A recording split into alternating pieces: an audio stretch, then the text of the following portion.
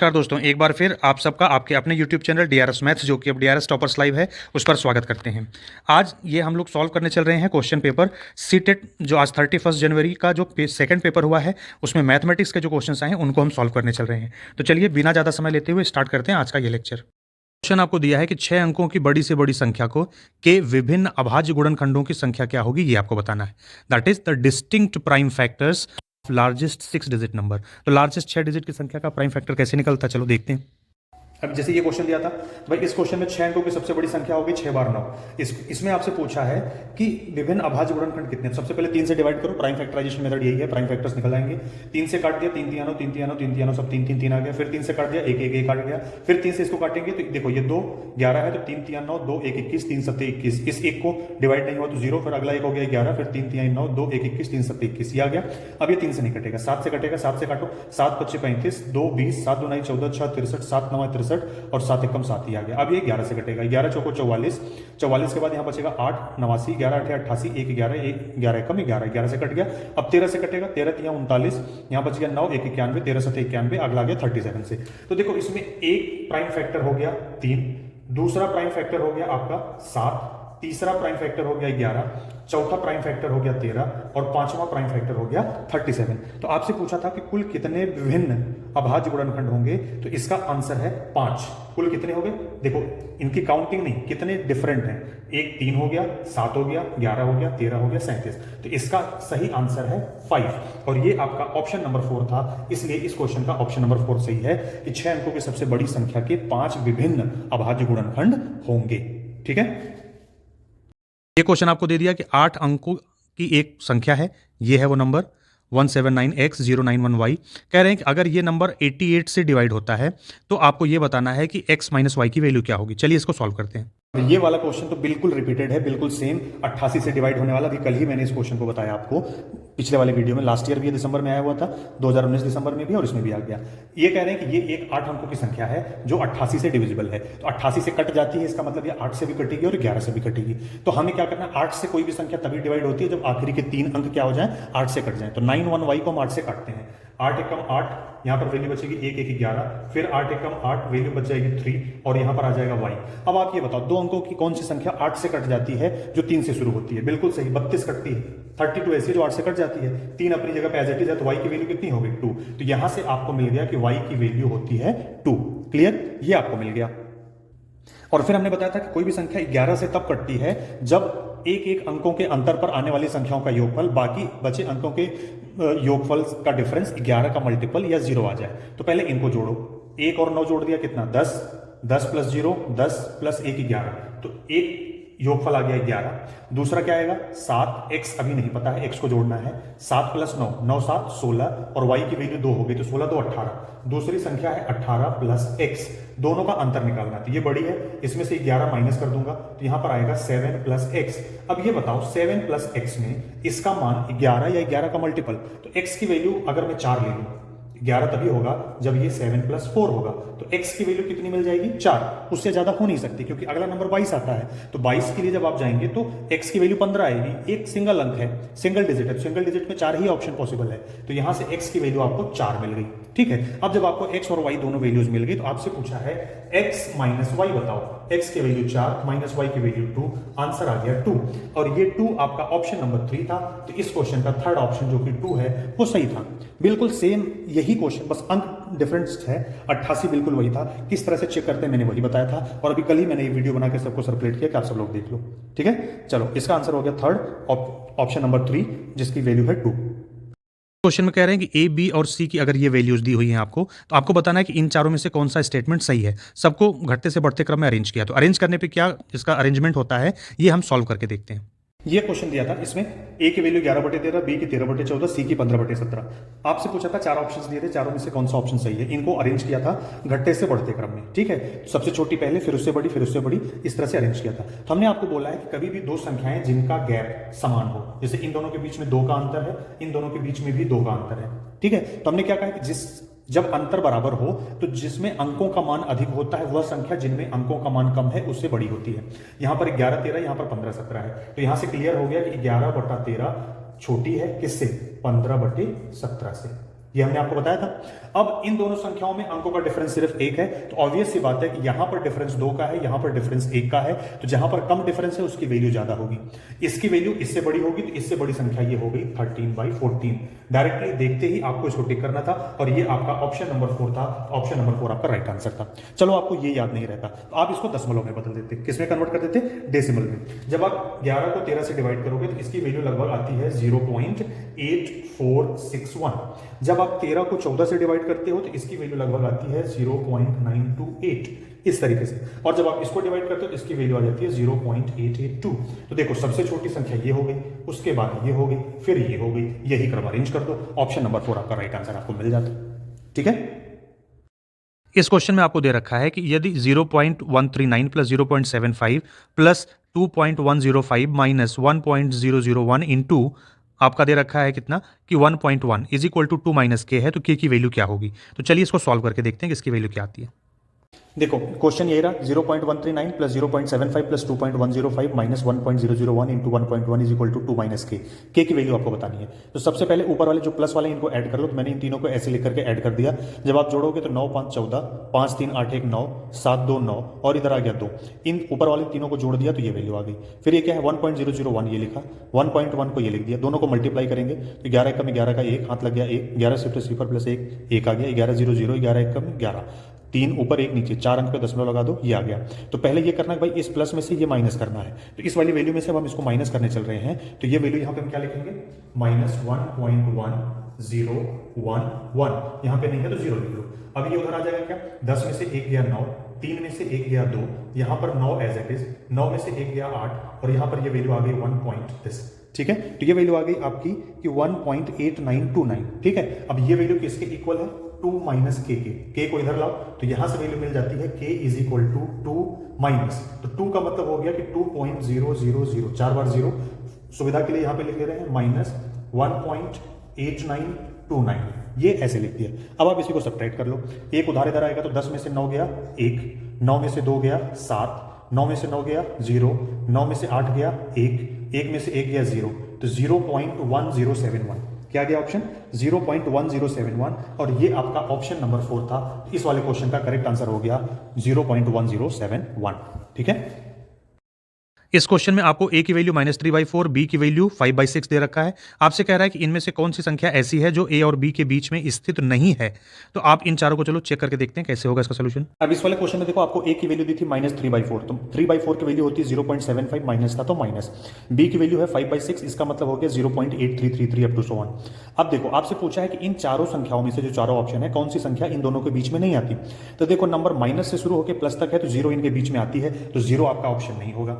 फिर 1/2 था तो 1/2 होता है 0.5, माइनस में है तो -0.5, 5 का मतलब 50 समझ लो। तो मतलब आपका नंबर -0.75 से शुरू होता है तो 0.5 तो आएगा ही आएगा इनके बीच में, तो ये भी आपका ऑप्शन नहीं हुआ। तो ऑप्शन 2 भी नहीं था आपका आंसर, ऑप्शन 3 भी नहीं था आपका ऑप्शन। -2/5, तो 2/5 का मतलब क्या हो गया कि ये वैल्यू हो जाएगी -0.40, तो ये भी इन दोनों के बीच में आती है। -75 से शुरू होकर के 0 तक आएगा, फिर उसके बाद आगे जाएगा तो ये भी आपके ऑप्शन में नहीं था, तो ये भी आपका आंसर नहीं था।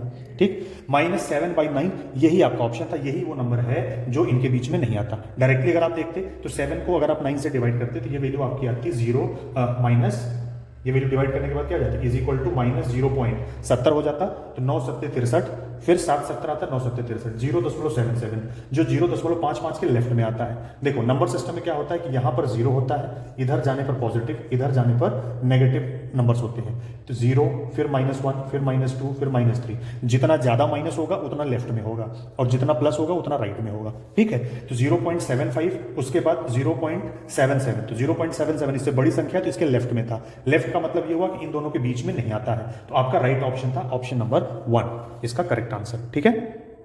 क्वेश्चन में आपको दिया है कि 1.7 इंटू 10⁴ और 12.5 इंटू 10⁻⁶ अगर इनके गुणनफल को अगर हम मानक रूप में लिखते हैं और इसका मानक रूप के इंटू 10⁻n के रूप में लिखते हैं तो आपको यह बताना है कि 2k प्लस n की वैल्यू क्या होगी, 2k प्लस n की वैल्यू। ठीक है। तो अब पहले इस रूप में कन्वर्ट करते हैं फिर इसकी वैल्यू निकालते हैं। सबसे पहले इस क्वेश्चन में हम k और n का मान निकालेंगे। ये कह रहे हैं इसका ये संख्या और इस संख्या का पहले प्रोडक्ट करना है। चलो मल्टीप्लाई करते हैं। 10 पावर -6 इंटू 10 पावर +4, तो पावर्स प्लस या माइनस हो जाती थी। -6 है, ये +6 है, दोनों को मल्टीप्लाई करेंगे 10 पावर -2 बचेगा, क्योंकि प्लस कम है माइनस ज़्यादा है। ठीक है, अब 1.7 को 12.5 से मल्टीप्लाई करेंगे, 17 से गुणा करो, 17 बचे 85 का 5, हाथ लग गया 8, 17 गुना 34 8, 42 का 2, हाथ लग गया 4, 17 कम 17 4 21, 2125 टोटल वैल्यू हो गई। यहाँ पर पॉइंट के बाद एक, पॉइंट के बाद एक, तो टोटल 2 डिजिट्स पे पॉइंट लग गया। एग्जैक्ट फॉर्मेट में जब रिप्रेजेंट करते हैं तो एग्जैक्ट फॉर्मेट मानक रूप में जब परिवर्तित करते हैं तो एक अंक के बाद दशमलव लगता है। दशमलव को एक इधर शिफ्ट करेंगे तो इंटू 10 हमारे पास आएगा। 10 का मतलब हो गया कि 10 की पावर 1 आ जाएगी। ठीक है, अब जैसे मान लो यही समझ लो, ये हम इसको ऐसे लिख सकते थे, इंटू 10 ये वैल्यू हो गई, इस वैल्यू को ऐसे लिख दिया, इंटू 10 टू द पावर -2 ये लिख दिया। तो ये 10 पावर 1 है, 10 पावर -2 है, तो ये वैल्यू हमारी हो जाती है 2.125 इंटू 10 टू द पावर -1। ये जो वैल्यू है यहां से कंपेयर करो तो ये वैल्यू k है और ये वैल्यू n है। मिल गया आपको वैल्यू। अब जो इन्होंने पूछा है उसकी वैल्यू आप बता दो। आपसे इन्होंने पूछा है 2k प्लस n का मान क्या होगा, आपको बताना है 2 टाइम्स k प्लस n, तो ये k की वैल्यू है, इसका डबल करो यानी इंटू 2 कर दो, तो 2 पंजे 10 का 0, 2 दूना 4 1 5, 2 1 कम 2, 2 दूना 4, 4.25 आ गया। इसकी वैल्यू है 4.250। n की वैल्यू है -1, तो -1, इसमें से एक माइनस कर दोगे तो आपकी वैल्यू आ जाएगी 3.25। ये आपका आंसर है और ये आपका ऑप्शन नंबर 1 था, तो ऑप्शन नंबर 1 इसका राइट आंसर हो गया। ठीक है, ये क्वेश्चन आपका है कि दो संख्याएं 3:5 के अनुपात में हैं। अगर प्रत्येक संख्या में 12 जोड़ दिया जाता है, 12 ऐड कर दिया जाता है, तो इनका अनुपात 5:7 हो जाता है। ठीक है, तो दोनों संख्याओं का योग क्या होगा ये आपको बताना है। तो चलिए इसको सॉल्व करके इसका सोल्यूशन देखते हैं। देखिए ये क्वेश्चन अभी मैंने कल ही जो वीडियो बनाया था उसमें हमने आपको बताया था 3:5 का मतलब हो गया 3/5। कह रहे हैं दो नंबर है, दोनों का अनुपात 3:5 के अनुपात में है, तो इसका मतलब हम ये मान लीजिए कि अगर पहली संख्या 3 है तो दूसरी संख्या क्या हो जाएगी 3x, तो दूसरी संख्या हो जाएगी 5x। क्लियर। अब इन दोनों में कह रहे हैं अगर इन दोनों संख्याओं में कितना जोड़ दें, 12 ऊपर ऐड कर दिया, 12 नीचे ऐड कर दिया, तो इसकी जो वैल्यू है वो क्या बोल रहे हैं, अब ये एक नया अनुपात बन जाता है और ये नया अनुपात हो जाता है 5:7, इसका मतलब 5/7। आपको बस एक लिखना था, 3:5 का मतलब पहली संख्या 3x, दूसरी 5x, तो 3x 5x, 3x में 12 जोड़ा, 5x में 12 जोड़ा, नया अनुपात 5/7, क्रॉस मल्टीप्लाई करके x की वैल्यू पहले निकाल लो, फिर वैल्यू मिल जाएगी। 7 का गुणा किया 3 में, 7 3 21x प्लस 12 7 84, 5 का 5 में, 5 5 25x, 12 5 60, 60 इधर लाओ, 84 - 60, 21 उधर ले गए, 25x - 21x, यहां से वैल्यू आ गई 4x, इधर वैल्यू आ गई 24, मतलब x = 6 आ गया। ठीक, x की वैल्यू 6 आ गई। आपसे पूछा था दोनों संख्याओं का योग क्या होगा, तो पहली संख्या 3x है, दूसरी 5x है, दोनों को जब आप ऐड करोगे 3x plus 5x, 3x plus 5x, तो इसकी वैल्यू कितनी आ जा रही है 8x, x की वैल्यू है 6, तो 8 × 6 वैल्यू आ गई 48, और ये 48 आपका ऑप्शन नंबर 4 था। इस क्वेश्चन के लिए राइट ऑप्शन हो गया ऑप्शन नंबर 4। ये क्वेश्चन आपको दे रखा है कि किसी वस्तु का अंकित मूल्य यानी एमआरपी 840 है। एक दुकानदार वस्तु के अंकित मूल्य एमआरपी पर 15% का डिस्काउंट देता है। छूट देने के बाद में जब वो उसको बेचता है तो फिर भी उसको 19% का लाभ होता है, 19% का प्रॉफिट है, तो उसका क्रय मूल्य क्या होगा। चलो सॉल्व करते हैं। ये क्वेश्चन प्रॉफिट एंड लॉस के वीडियोस में मैंने करवाया हुआ है, आप देखते ही आप इसको कर जाते। देखो मार्केट प्राइस दे रखा है 840, डिस्काउंट दिया हुआ है 15%, 15% डिस्काउंट है, इसका मतलब क्या हुआ, ये वैल्यू 100% है। ये वैल्यू कितनी है 100%। तो हम ऐसे लिख सकते हैं कि भाई 100% = है 840, तो 15% छूट दे दिया, तो डिस्काउंट के बाद जो बचेगा 15 डिस्काउंट के बाद कितना बचेगा 85% बचेगा, वही सेलिंग प्राइस होगा। तो 100% अगर 840 है तो 85% क्या होगा, तो 85%, अब हमने यूनिटरी मेथड क्या बताया 840 × 85% डिवाइडेड बाई 100%, परसेंट से परसेंट कट गया, इसको सॉल्व करो, ये वैल्यू कैंसिल आउट हो गई।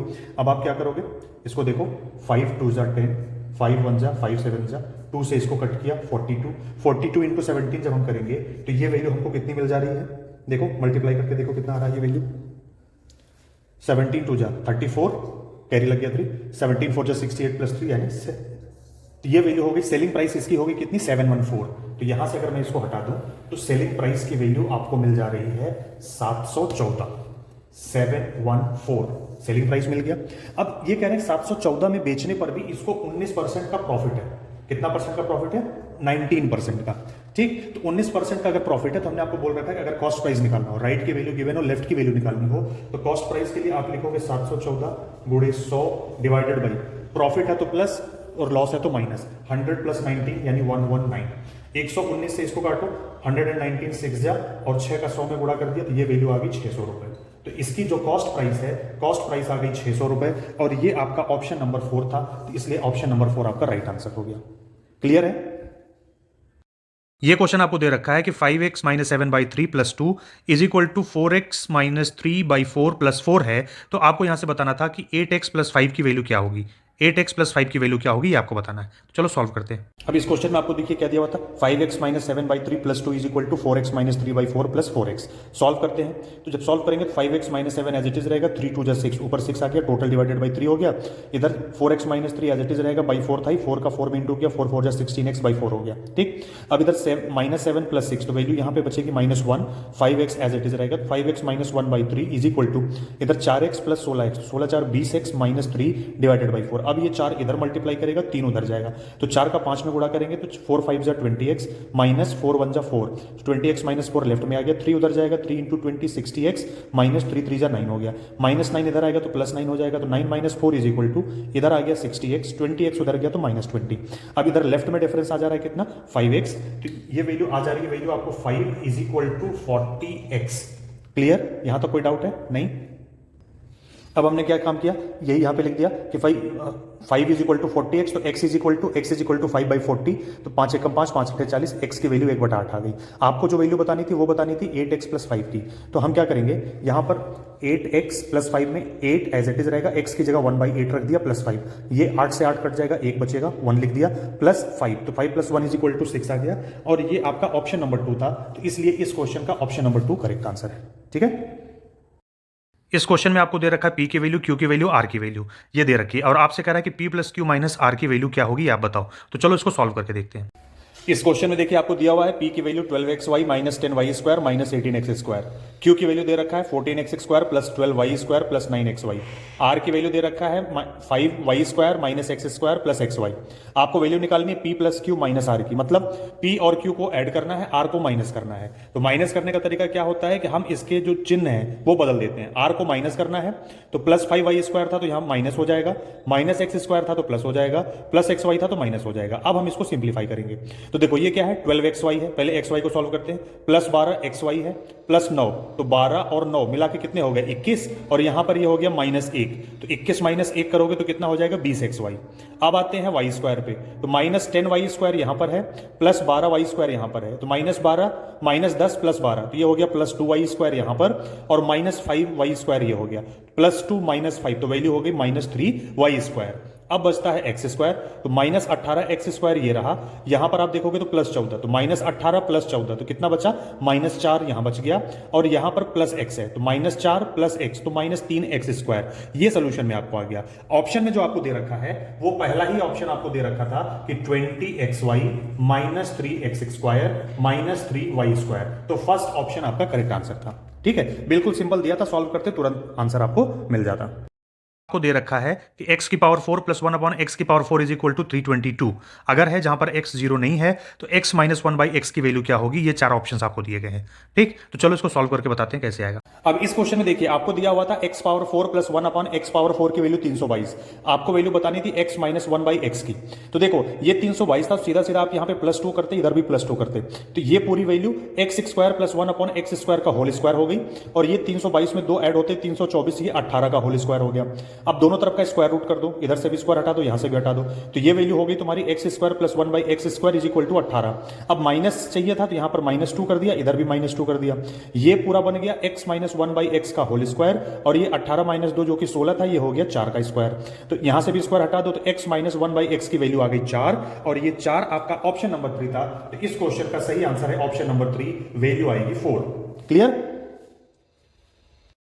इस क्वेश्चन में आपको दे रखा है कि यदि 15x square minus 26x plus 8 is equal to ax plus b into cx plus d हो, जहां पर a और c दोनों धनात्मक पूर्णांक हैं, तो 2a plus b minus c minus 2d इसकी वैल्यू क्या होगी ये आपको बताना था। ठीक है, तो चलिए देखते हैं इसका क्या आंसर आता है।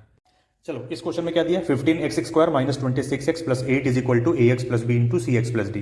तो आपको पहले राइट साइड को सॉल्व करना था। तो ax को cx में मल्टीप्लाई करेंगे ac(x² हो गया, ax को d में मल्टीप्लाई करेंगे तो axd, b को cx में मल्टीप्लाई करेंगे तो bcx, b को d में मल्टीप्लाई किया तो प्लस bd। तो देखो ac एज इट इज रहा x², इन दोनों में x कॉमन है तो x कॉमन ले लिया ad प्लस bc x, और इधर आ गया bd। लेफ्ट साइड में तुम्हारा है 15x² माइनस 26x एंड 8। तो देखो x² और x² को कंपेयर करेंगे तो यहां से मिल जाता है ac की वैल्यू 15 और x के साथ में जो भी वैल्यू है वो माइनस 26 के बराबर होगी। तो ad plus b c is equal to कितना हो जाएगा माइनस 26, और b इंटू डी की वैल्यू 8 आ जाएगी। ठीक, आपको बोला है कि a और c क्या है, पॉजिटिव नंबर्स हैं, पॉजिटिव इंटीजर्स हैं। तो देखो 15 का दो ही पेयर पॉसिबल है, या तो 3 गुणे 5 15 होगा, या तो 5 गुणे 3। मतलब a अगर 3 हुआ तो c 5 होगा, a अगर 5 है तो c 3 होगा। ठीक, इधर देखते हैं b और d दोनों का प्रोडक्ट 8 आना है। यहां पर वैल्यू नेगेटिव आ रही है, मतलब ये दोनों नेगेटिव होने चाहिए। दोनों नेगेटिव क्यों होंगे, क्योंकि अगर एक नेगेटिव होता तो ये प्रोडक्ट नेगेटिव आना था, प्रोडक्ट पॉजिटिव आ रहा है, इसका मतलब जो b और d बच रहे हैं वो दोनों नेगेटिव होंगे। तो कौन से दो नंबर हैं जिनका प्रोडक्ट 8 आता है, तो 4 दूना 8 हो सकता है, 2 चौको 8 हो सकता है। ठीक, ये -4 -2 -2 -4 ले लिया। ठीक है, अब यहां पर देखो किसकी वैल्यू क्या होगी ये जानने के लिए यहां पर देखते हैं a इंटू डी, मतलब a अगर 3 है और d की वैल्यू 2 होगी तो 3 इंटू -2 कितना हो जाएगा -6, और 5 bc तो 5 हो गया c और b हो गया 4, 5 4 जा -20, मतलब ये वैल्यू आ जाएगी -6, ये हो जाएगी -20। तो पहला पेयर करेक्ट आ रहा है। और अगर मैं पेयर चेंज करता हूं, a की वैल्यू 5 होगी तो उस टाइम पर d की वैल्यू 4 होगी, तो 5 4 जा -20, उस टाइम पर b की वैल्यू -2 होगी, c की वैल्यू 3 होगी तो -6। ये दोनों ही ऐसे पेयर बन रहे हैं जो इस कंडीशन को सेटिस्फाई कर रहे हैं। ठीक, तो यही दोनों वैल्यू रख करके आपको सॉल्व कर लेना था। अब जब आप सॉल्व करने चल रहे हो, अब देखो अगर हम इसमें पहला पेयर वैल्यू रखते हैं, इस एक्सप्रेशन की वैल्यू आपको निकालनी है। पहला पेयर मतलब ये हो गया कि a की जगह 3, c की जगह 5, b की जगह -4 और d की जगह -2 रखते हैं। a की जगह 3 रखेंगे तो 3 इंटू 2 ये वैल्यू 6 हो जाएगी, माइनस b की वैल्यू -4 है तो माइनस माइनस यहां पर वैल्यू क्या हो जाएगी प्लस। अब इस क्वेश्चन में अब देखो इस एक्सप्रेशन की वैल्यू निकालनी है, तो चलो फर्स्ट पेयर की वैल्यू यहां पर पुट करने चल रहे हैं। ठीक है, a की जगह पे अगर मैं 3 रखता हूं और c की जगह 5, b की जगह -4, d की जगह -2, तो जब a की जगह 3 रखेंगे 3 2 जा 6 हो गया, प्लस b की वैल्यू हो गई -4, तो यहाँ -4 आ जाएगा, माइनस c की वैल्यू 5 है तो -5 हो गया, d की वैल्यू क्या है -2, तो -2 ये है और d की जगह -2 तो माइनस इंटू माइनस प्लस ये हो जाएगी 4। तो इस एक्सप्रेशन की वैल्यू आ गई 6 4 10 माइनस 5 4 9 इज इक्वल टू 1। ठीक है, तो इसका वैल्यू आ जा रहा है 1, और 1 आपका था ऑप्शन नंबर 3। तो इस क्वेश्चन का option number 3 is the right answer, जिसकी वैल्यू क्या थी आपकी 1 थी। ठीक है, अब आप बोलोगे सेकंड पेयर, बिल्कुल सेकंड पेयर भी रख के दिखाते हैं आपको। सेकंड पेयर में क्या है, a की जगह पर अगर मैं 5 रखता हूं तो 5 2 जा 10 हो गया, फिर उसके बाद b की जगह पर 2 रखना पड़ेगा -2 मुझे, 10 2 हो गया, c की जगह पे 3 रखूंगा तो -3 हो जाएगा, d की जगह पर -4 रखूंगा तो -4 इंटू -2 तो 4 दूना 8, ये वैल्यू प्लस 8 हो जाएगी, 10 और 8 मिलकर के कितने हो गए 18, -5 करूंगा तो आंसर आएगा 13, जो कि किसी ऑप्शन में ही नहीं था। ठीक है, तो पॉसिबल वैल्यू है इस एक्सप्रेशन की, जो वैल्यू आपको मिलेगी वो वैल्यू आएगी 1, और 1 आपका ऑप्शन नंबर 3 में दिया था, इसलिए इस क्वेश्चन का जो राइट ऑप्शन है वो है ऑप्शन नंबर 3। ठीक है, अब ये क्वेश्चन आपको दिया है कि त्रिभुज ABC और त्रिभुज DEF में AB बराबर EF, BC बराबर DE और CA बराबर FD है, तो इन चारों में से कौन सा स्टेटमेंट सही है ये आपको बताना है। तो चलिए इसको सॉल्व करके देखते हैं ये 49 नंबर क्वेश्चन को। और इस वाले क्वेश्चन के लिए तो मैंने बोला ही था कि सब के सब मेरा ट्रायंगल का वीडियो देख करके जाओ, कॉन्ग्रुएंट वाला 100% क्वेश्चन आएगा आपको। देखो यहाँ पर ये क्वेश्चन क्या दे दिया है कि AB EF के बराबर है, मतलब AB EF इक्वल है। फिर दूसरी वैल्यू आपको दिया BC और DE इक्वल है, BC और DE आपस में इक्वल है, और फिर उसके बाद आपको दिया कि CA FD इक्वल है, CA और FD आपस में इक्वल है। तो आपको ऑप्शन में दिया था कि triangle ABC is congruent to the triangle, त्रिभुज ABC सर्वांगसम है कौन से त्रिभुज के। तो मैंने बोला है कि जिस ऑर्डर में ये त्रिभुज का नाम लिखा गया है उसी क्रम में इसका भी नाम लिखा जाना चाहिए। ए कौन सा बिंदु है जहां पर सिंगल और ट्रिपल लाइन वाली दोनों रेखाएं एक जगह मिल रही हैं, तो इस त्रिभुज में सिंगल और ट्रिपल कहां मिल रही हैं, F पर, तो इस त्रिभुज का नाम F से शुरू होगा, त्रिभुज F। उसके बाद A के बाद B आता है, B कौन सा है जहां पर सिंगल और डबल वाली लाइन मिल रही है, सिंगल और डबल वाली E है, तो FED। ठीक है, त्रिभुज ABC सर्वांगसम होता त्रिभुज FED के, और ये आपका ऑप्शन नंबर 3 दिया हुआ था, तो ऑप्शन 3 इसका राइट आंसर था। अगर आप लोग एक बार, कितना सिंपल कॉन्सेप्ट हमने बताया था, अगर आप एक बार देख लो कभी इसके क्वेश्चन गलत हो ही नहीं सकते, और देखते ही आप इसको इमीडिएट कर देते। ठीक, ये क्वेश्चन नंबर 50 में आपको दे रखा है कि ये 4 पेयर्स आपको दे रखे हैं, आपको बताना है कि इनमें से कौन सा एक समकोण त्रिभुज की भुजाएं हैं, मतलब कौन सा पाइथागोरस प्रमेय को सेटिस्फाई करता है। तो चलिए हम इसको देखते हैं कि कौन सा सेटिस्फाई करता है। इस टाइप वाले क्वेश्चन के लिए मैंने आपको बोला था कि आपको क्या करना है, दो छोटी भुजाओं के वर्गों का योग तीसरी बड़ी वाली भुजा के वर्ग के बराबर आ रहा है कि नहीं, यही चेक करना था। ठीक है, ये क्या कर रहे हैं, इसमें यही तक भाई समकोण त्रिभुज कौन बनाएगा। तो अगर आप पहला ही ऑप्शन था, ये पहले ही ऑप्शन में 65 का स्क्वायर करते हो, तुमने क्या बोला था 5 × 25 = 25 और 6 × 7 = 42, 4225 इसका स्क्वायर हो गया। 72 का जब आप इसका स्क्वायर करो तो इसकी वैल्यू आ जाती 5184। इन दोनों को अगर आप जोड़ देते, ऐड कर देते, तो इनको ऐड करने पे देखो क्या मिलेगा, 5 4 9, 8 2 10 का 0, 2 1 3 1 4, 5 4 9, और आप 97 का स्क्वायर करते तो आपको वैल्यू मिलती 9409। इसका मतलब इन दोनों का सम इसके इक्वल है, तो ये पहला ही ऑप्शन ऐसा है जो समकोण त्रिभुज बना देगा। सिर्फ पाइथागोरस प्रमेय को सेटिस्फाई जो कर दे वही उसका आंसर हो जाएगा। ठीक है, तो ये हो गया आपका right answer, option number 1, 65, 72 and 97। ये क्वेश्चन आपको दे रखा है, क्वेश्चन नंबर 51, कि किसी बहुफलक के 7 फलक और 10 शीर्ष हैं। इस बहुफलक में किनारों की संख्या बताइए। कितने हैं? The number of edges of a polyhedron which has 7 faces and 10 vertices. चलो इसको सॉल्व करके देखते हैं। यूलर्स का इक्वेशन अगर आपको पता होता तो ये क्वेश्चन इजी था, अदरवाइज ये क्वेश्चन आपसे कर पाना आसान नहीं था। तो इसमें क्या दिया था, यूलर्स का इक्वेशन क्या है, v - e + f = 2, v vertices यानी शीर्ष, e h यानी किनारा, f ये होता है आपका क्या, जिसको आप बोलते हैं f से फलक, या फिर इसको आप क्या बोलते हैं, फेस। ठीक है, ये फलक हो गया। तो अब आपको क्या दिया था इस क्वेश्चन में, वर्टिसेस यानी शीर्ष आपको दिए हुए 10, एज आपको निकालना था, फलक आपको 7 दे रखे थे, तो 10 + 7 17 हो गए, एज उधर चला गया, 2 इधर आ गया, -2 हो गया, 17 - 2 15, तो नंबर ऑफ एज हो गया 15। ये आपका ऑप्शन नंबर 4 था। ठीक है, तो इस क्वेश्चन का राइट आंसर हो गया ऑप्शन नंबर 4। क्वेश्चन आपको दिया है कि त्रिभुज ABC की भुजा AB को E तक और भुजा CA को D तक बढ़ाया जाता है। एंगल BAD 125 डिग्री है, EBC 100 डिग्री है। तो आपको बताना है कि इस स्टेटमेंट के आधार पर इन चारों में से कौन सा सही ऑप्शन सही है। ठीक है, तो चलो इसको करके देखते हैं। इस क्वेश्चन में देखो आपको जो दिया गया था, डायग्राम ड्रॉ कर दिया, AB को E तक बढ़ा दिया, CA को D तक बढ़ा दिया, एंगल क्या दे रखा है आपको, BAD 125 डिग्री और EBC 100 डिग्री। देखो ये अगर 100 है बाहर वाला, तो ये अंदर वाला कितना हो जाएगा, 80 डिग्री, क्योंकि पूरा 180 होता है, करेक्ट है। वैसे ये पूरा 180 है, ये 125 है, तो ये अंदर वाली वैल्यू कितनी हो जाएगी आप बताओ, बिल्कुल सही 55 डिग्री, और ये अगर 55 हो गया तो ये वैल्यू आपकी हो जाएगी 45 डिग्री। ठीक, अब आपको जो ऑप्शंस दिए गए थे उन सभी ऑप्शंस को आपको चेक करना था। इन्होंने बोला कि BAC और ACB, यानी BAC और ACB इन दोनों का डिफरेंस 20 डिग्री है। गलत है, पहला ऑप्शन क्यों गलत है, क्योंकि इसका डिफरेंस इन्होंने दिया था 20 डिग्री, एक्चुअल में कितना है 10 डिग्री, तो पहला ऑप्शन गलत हो गया। दूसरा ऑप्शन दिया था त्रिभुज ABC समबाहु त्रिभुज, समद्विबाहु त्रिभुज है, समद्विबाहु हो ही नहीं सकता, क्योंकि अगर समद्विबाहु होता तो 2 कोण बराबर होते, तीनों कोण अलग अलग है। ठीक है, तो ये समद्विबाहु त्रिभुज नहीं है, तो ऑप्शन 2 भी गलत हो गया आपका। तीसरा क्वेश्चन इन्होंने दिया था AB बड़ा है, थर्ड ऑप्शन आपको दिया था AB is greater than BC। AB ये भुजा, तो इस कोण के सामने की ये भुजा है, BC इसके सामने की ये भुजा है। तो आपको पता है कि जो बड़ा कोण है, बड़े कोण के सामने की भुजा बड़ी होती है, छोटे कोण के सामने की भुजा छोटी होती है। ठीक है, the side facing the larger angle is larger than the side facing smaller angle. ठीक, तो ये कह रहे हैं कि AB बड़ा है BC से, ये गलत है। एक्चुअल में क्या है, AB छोटा है BC से, तो थर्ड ऑप्शन भी गलत हो गया। अब आता है आपका ऑप्शन नंबर 4। ऑप्शन नंबर 4 में दिया था ABC मींस दिस एंगल, और ACB मींस दिस एंगल। कह रहे थे इन दोनों का डिफरेंस 35 डिग्री है, जो कि सही है, तो ऑप्शन नंबर 4 आपका करेक्ट आंसर है। तो इस क्वेश्चन के लिए राइट ऑप्शन है ऑप्शन नंबर 4 कि दोनों का डिफरेंस 35 डिग्री है। क्लियर? इस क्वेश्चन में आपको दिया हुआ है कि एक समलंब PQRS में क्या है, PQ और SR समानांतर भुजाएं हैं। PQ और SR का अनुपात 3:2 का है। समलंब का क्षेत्रफल 480 सेंटीमीटर स्क्वायर है, और इसमें आपको ये दे रखा है कि PQ और SR के बीच की जो दूरी है वो 12 सेंटीमीटर है। तो आपको बताना है कि SR की लंबाई क्या है। तो चलिए ये क्वेश्चन नंबर 53 को सॉल्व करते हैं। अब इस क्वेश्चन में आपको जो दिया था भाई, एक समलंब है PQ और RS के बीच का जो अनुपात है 3:2 का है। तो अगर अनुपात को हटाएंगे, PQ बाई RS जो रेशियो है वो है 3/2 का। तो अगर मैं बोलूं कि PQ की वैल्यू सपोज 3x, तो RS की वैल्यू क्या हो जाएगी 2x। तो इसको 3x ले लिया, इसको 2x ले लिया। ठीक, अब कह रहे हैं दोनों के बीच की जो दूरी है वो है 12 सेंटीमीटर।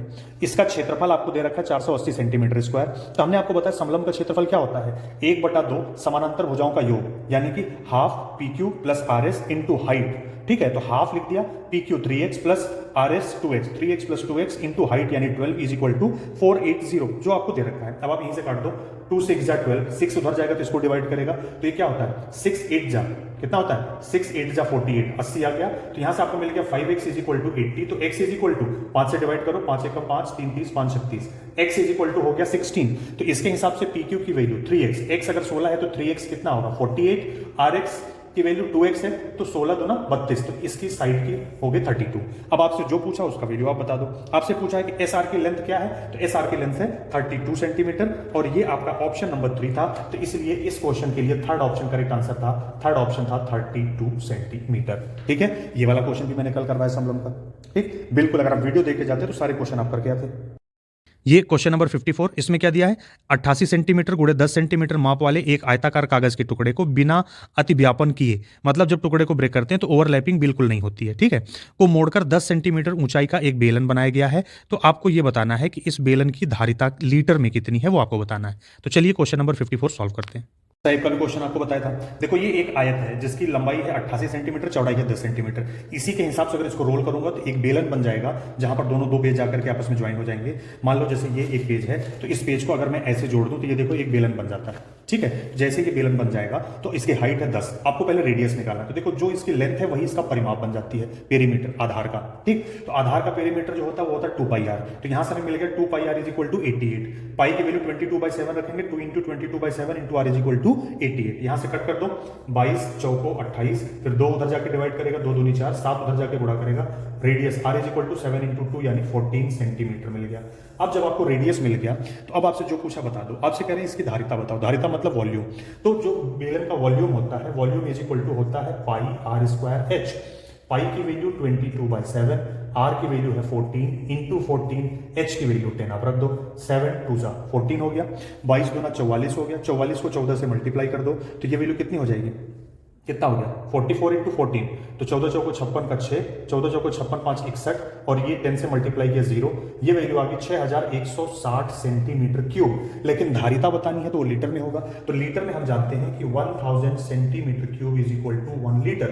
तो 6160 centimetre cube is equal to क्या होगा, 6160 डिवाइडेड बाई 1000 लीटर। 0 से 0 कट गया, 100 से डिवाइड करेंगे तो ये आंसर आ जाएगा 6.16 लीटर। ये आपका करेक्ट आंसर था। इसकी धारिता हो गई थी 6.16 लीटर और ये 6.16 लीटर ये आपका ऑप्शन नंबर 3 था। तो इस क्वेश्चन के लिए third option is the right answer, 6.16 litre.